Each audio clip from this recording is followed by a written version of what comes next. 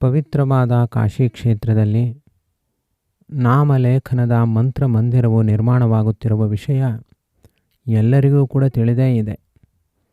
ಗಂಗಾ ತಟದಲ್ಲಿ ಶ್ರೀ ರಾಘವೇಂದ್ರ ಗುರು ಸಾರ್ವಭೌಮರ ದಿವ್ಯ ಸಾನ್ನಿಧ್ಯದ ಅಪೇಕ್ಷೆಯನ್ನು ಹೊಂದಿ ಶ್ರೀ ರಾಘವೇಂದ್ರ ಮಂತ್ರ ಮಂದಿರವು ನಿರ್ಮಾಣವಾಗ್ತಾ ಇದೆ. ಅಲ್ಲಿ ಸಾವಿರಾರು ಭಕ್ತರು ಬರೆಯುವಂತಹ ಪುಸ್ತಕಗಳ ಪ್ರತಿಷ್ಠಾಪನೆ ಇದೇ ಬರುವ ರಾಯರ ಆರಾಧನೆಯಿಂದ ಪ್ರಾರಂಭವಾಗುತ್ತೆ. ನಿರಂತರವಾಗಿ ಭಕ್ತರು ಬರೆದುಕೊಡುವ ಪುಸ್ತಕಗಳ ಸಮರ್ಪಣೆ ಅಲ್ಲಿ ನಡೀತಾ ಹೋಗುತ್ತೆ.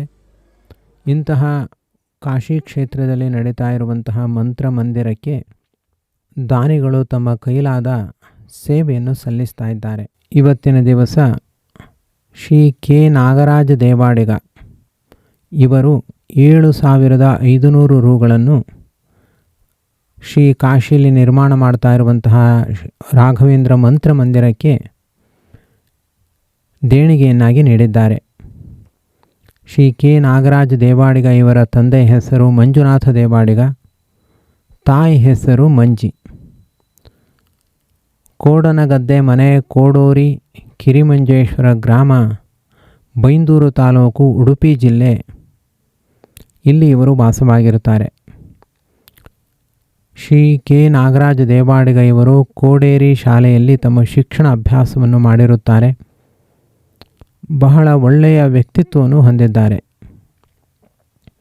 ನಾಗೂರಿನ ಬಸ್ ನಿಲ್ದಾಣದ ಹತ್ತಿರ ಶ್ರೀ ರಾಘವೇಂದ್ರ ಎಂಬ ಗುರುರಾಯರ ಹೆಸರಿನಲ್ಲಿ ಒಂದು ಸಣ್ಣ ಉದ್ಯಮವನ್ನು ಕೂಡ ನಡೆಸ್ತಾ ಇದ್ದಾರೆ.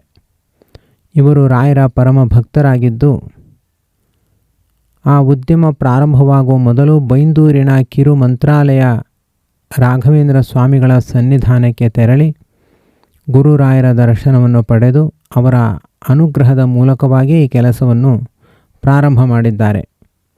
ಇವರು ರಾಯರ ಮಂತ್ರ ಮಂದಿರಕ್ಕೆ 7,500 ರೂಗಳನ್ನು ಅರ್ಥಾತ್ 1 ಚದರ ಭೂದಾನ ಸೇವೆಯನ್ನು ಮಾಡಿದ್ದಾರೆ.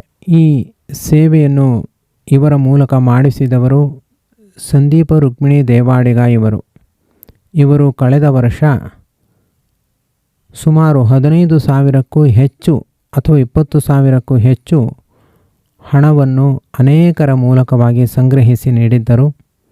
ಇಂತಹ ಶ್ರೀ ಸಂದೀಪ ರುಕ್ಮಿಣಿ ದೇವಾಡಿಗ ಇವರಿಗೂ ಕೂಡ ತುಂಬು ಹೃದಯದ ಕೃತಜ್ಞತೆಗಳು. ಹಾಗೂ ಇವತ್ತಿನ ದಿವಸ 1 ಚದುರಡಿ ಭೂದಾನ ಸೇವೆಯನ್ನು ಮಾಡಿದ ಶ್ರೀ ಕೆ ನಾಗರಾಜ ದೇವಾಡಿಗ ಇವರಿಗೂ ಕೂಡ ಅನಂತ ಧನ್ಯವಾದಗಳು. ಶ್ರೀ ರಾಘವೇಂದ್ರ ಮಂತ್ರ ಮಂದಿರದ ನಿರ್ಮಾಣಕ್ಕೆ ಬಹಳಷ್ಟು ಹಣದ ಅವಶ್ಯಕತೆ ಇದೆ. ಭಕ್ತರು ತಾವಾಗಿ ಏನು ನೀಡುತ್ತಾರೋ ಅದನ್ನು ಉಪಯೋಗಿಸಿಕೊಂಡು ಹಾಗೂ ನಮ್ಮ ಕೈಲಾದ್ದನ್ನು ಅಲ್ಲಿ ಸಲ್ಲಿಸಿ ಈ ಮಂತ್ರ ಮಂದಿರವನ್ನು ನಿರ್ಮಾಣ ಮಾಡಲಾಗುತ್ತಿದೆ. ಶ್ರೀಕೃಷ್ಣಾರ್ಪಣಮಸ್ತು.